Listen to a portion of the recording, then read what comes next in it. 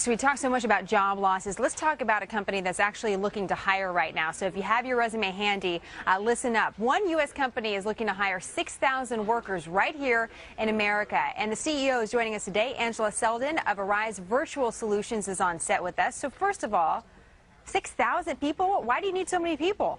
Well, what we're seeing happening with many of our clients is that customers are moving their commerce to online. And as a result, they need help with those transactions, and they need to call folks. These customers want to speak with someone who understands what it is they're buying or what the questions that they have, and they don't want to speak with someone offshore. So they'd rather speak with someone in the U.S. So what exactly does your company do? We actually do customer service and sales calls for many of the premium brands in the United States. We sell cruises. We help people with roadside assistance in the event that they are stranded on the side of the road.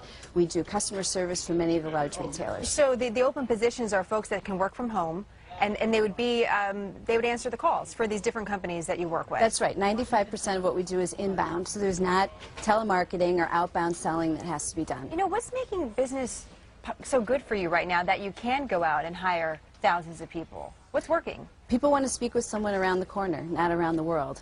And what we're finding is that the internet commerce is actually doubling. Some of the more progressive retailers, for example, reported by Forrester, are actually expecting about 15% of their business to occur online. And Forrester says overall commerce online will move from about 7% to 20% in the next couple of years. So it's a real growing industry. You know, we had some breaking news at the top of the hour about potentially the president being open to a compromise on these Bush-era tax cuts, and we talk a lot about how these tax cuts could affect businesses.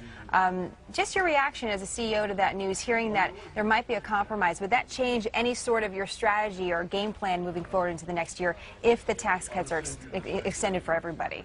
Well, certainly the breaking news is, you know, hours old, right? So I think we all need to evaluate a little bit more about what the specifics of that program might be. But certainly there could be opportunities for companies and for our workers as well. Real quick, tell our audience, how can they get hired? www.arise.com.